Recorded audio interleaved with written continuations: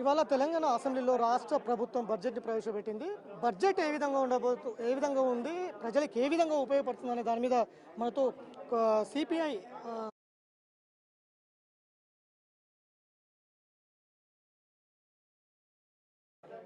ఇవాళ తెలంగాణ అసెంబ్లీలో రాష్ట్ర ప్రభుత్వం బడ్జెట్ని ప్రవేశపెట్టింది.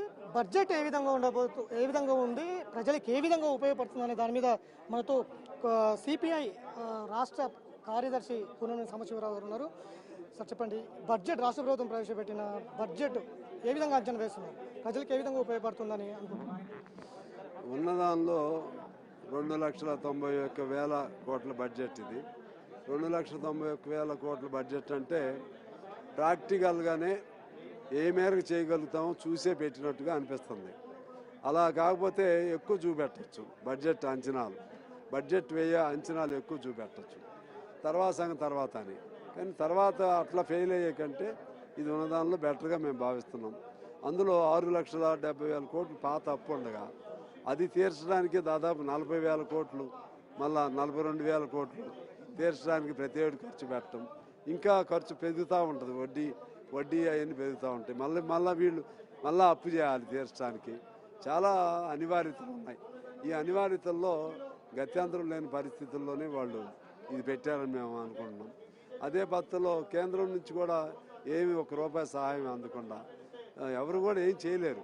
వాళ్ళ చేతిలో ఏదో మ్యాజిక్ స్టిక్ ఉంటేనో లేకపోతే అల్లావుద్దీన్ అద్భుత దీపం ఉంటే తప్పితే మరొకళ్ళు అదనంగా చేయలేని పరిస్థితి ఉన్నదానిలో బెటర్గా ఉందని మేము అనుకుంటూ విద్యారంగానికి కొంత పెంచాలి, వైద్యానికి కొంత పెంచాలి, అదే పద్ధతుల్లో అసంఘటిత రంగానికి కొన్ని పెంచాలి.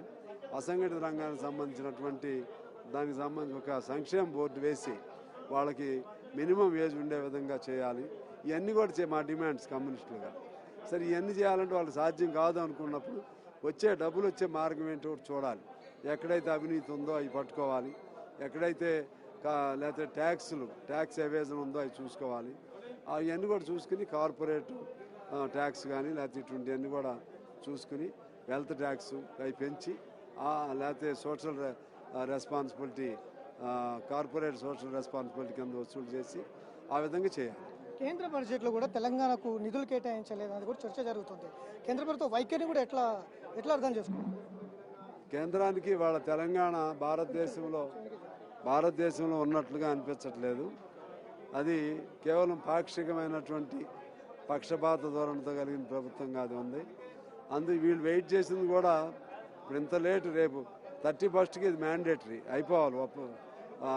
డబ్బు ఖర్చు చేయాలంటే అప్రాప్రియేషన్ అయిపోవాలి. వీళ్ళు ఏంటంటే కేంద్రం ఏమైనా ఇస్తారని ఆశతోనే బడ్జెట్ దానికోసమే ఆపారు వీళ్ళు. అది అర్థమైపోయింది, వాళ్ళు ఇవ్వరు కూడా అని. ఈ పరిస్థితుల్లో తెలంగాణ ప్రజలు ఆత్మగౌరవంగా తీసుకుని దీన్ని ప్రజలందరూ కూడా అక్రాస్ ద పార్టీ లైన్స్ అందరూ ఒక తాటి మీదకి వచ్చి ఫైట్ చేయాల్సిన అవసరం ఉంది. కేసీఆర్ నిన్న అసెంబ్లీకి రాకుండా, అంటే కేంద్ర బడ్జెట్ మీద నిరసిస్తూ ఒక వాద తీర్మానానికి మద్దతు తెలపకుండా ఇవాళ చాలా రోజుల తర్వాత అసెంబ్లీ ముందుకు వచ్చిండ్రు. ఏదో వేటాడదాం అనే వ్యాఖ్యలు కూడా చేసినటువంటి నేపథ్యం ఉంది. కమ్యూనిస్టులుగా ఎట్లా అంచనా వేస్తారు దాన్ని? ఏ విధమైనటువంటి ప్రభుత్వం మీద చేసినటువంటి వ్యాఖ్యలు ఎట్లా? అంటే సహజంగా మరి వాళ్ళు అందుకని చెప్పడానికి ఏమి లేవు కాబట్టి వాళ్ళు ఏదో చెప్పాలి కాబట్టి చెప్పిన మాటలుగానే మేము భావిస్తున్నాం.